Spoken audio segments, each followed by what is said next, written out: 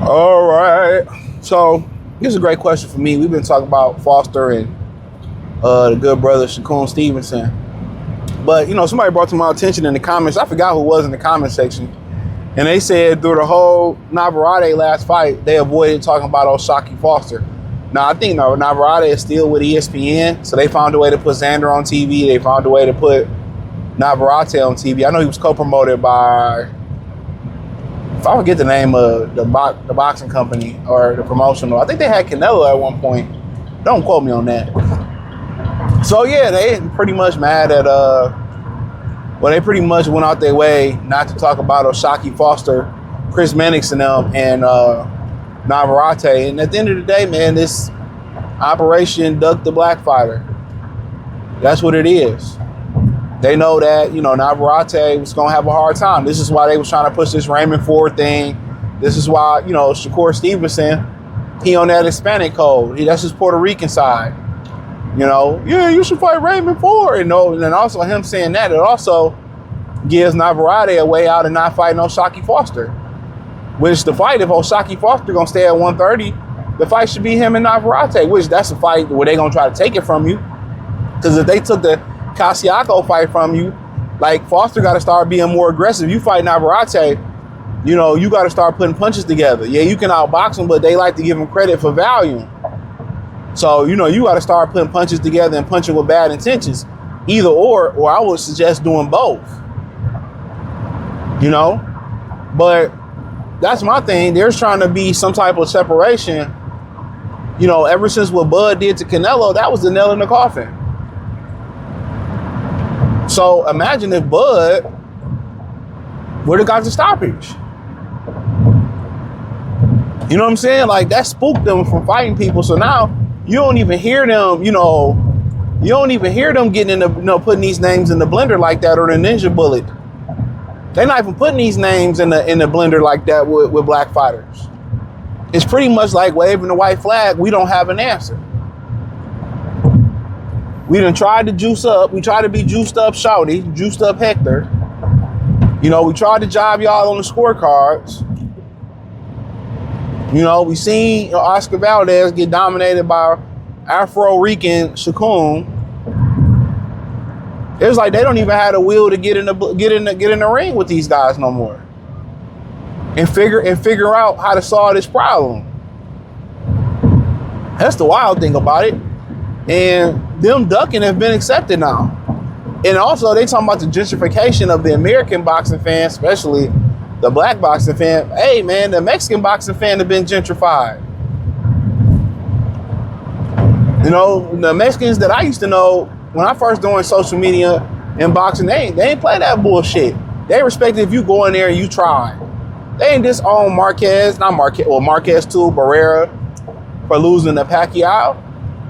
You know, Morales beat Pacquiao, went or southpaw with that whole ass nigga the last round and banged it out. You know, and he lost. I think 2 times, but he still shot the fade with him 2 more times.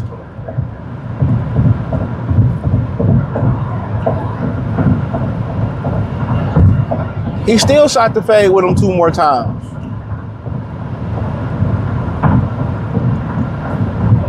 So, you know, it used to be a certain type of respect, a pride thing. Man, we supposed to have pride. You know, we supposed to find a way. We supposed to will ourselves through this, and it's just like it's not there no more. Not just on the Mexican side of things, just in general. You know, sometimes sometimes you lose. We lose every day, and we deal with the harsh pain of losing. That come with it. But that's a fight that should be put on the pedestal. I think Top Rank got both of them. They've been affiliated with both of them in the past. That's a fight that Navarrete should go looking for. But you on the broadcast, according to my sub, they go out the way not to talk about it. To switch to Raymond Ford. And to me, it's sad.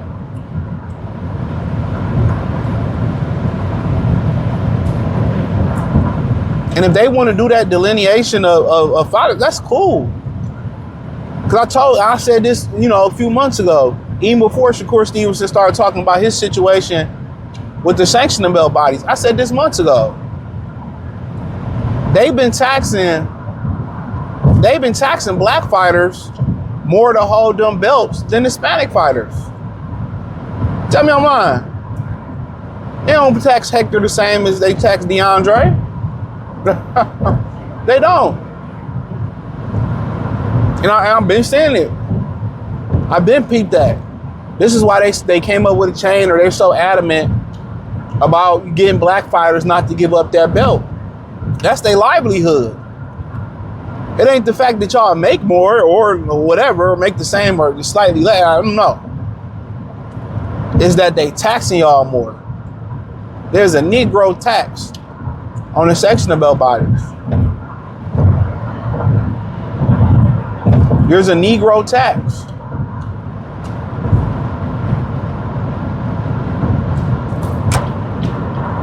Jesus.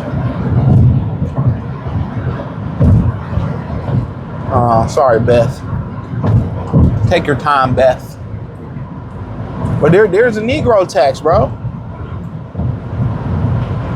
And I was, it's avoid.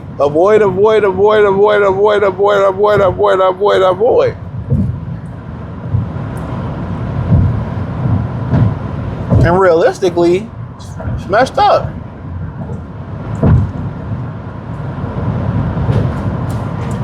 Realistically, it's messed up. But, personally, that's a fight that they should be pushing for. Osaki should be pushing for. Everybody should be pushing for it. It's a good fight at 130. Good unorthodox, aggressive pressure fighter, Navarrete. Never in a bad fight. Osaki Foster, good fighter. Good balance, good speed, good good balance, good speed, good boxing ability. And he need to be put in a fight where he got to be more aggressive. Just like he boxed so well, like, it's more there. Put some bad intentions in there, whether it's through volume and combination punches, or whether it's punching through the target. But that's a fight that need to be pushing. They not pushing on purpose, man. A lot of these Mexican fighters, man, they in the foxhole and they hot. They hot, dog. They do not want to get in that blender with these black American fighters. They don't even go into these fights believing they can win. They just trying not to get knocked out. They trying to get the biggest check. And that's sad. That's sad. And at one time they get a situation with Hitchison and Durant. It's like they get on Hitchens. Rightfully so, but everybody. So be it, Durant didn't deserve the opportunity anyway. You know what I mean? And we can't be frank, he ain't deserve that shit.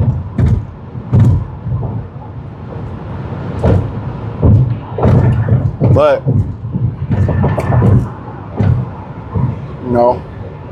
here's what it is.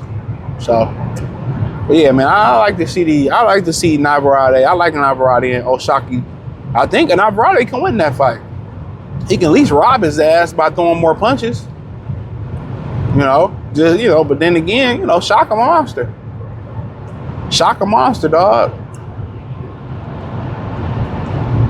Be packing up Raymond Ford, they gonna do shit for you. Now, check it out, Raymond Four-door focus. If I'm you, I'll try to jump and get that Navarrete fight. Gonna get a nice payday, and if I can beat him, hey, shot Foster, the fight bigger, and Foster got to see you. So if I'm Ford, really, if I feel like I can beat Navarrete, I get in the blender with Dog. Really, with Foster, that's shit, you might can claim the A side on that. Damn near. You might can claim the A side. So, if I'm Raymond Ford, I'm trying to, get on the horn with Navarrete. I'm trying to beat Navarrete's ass.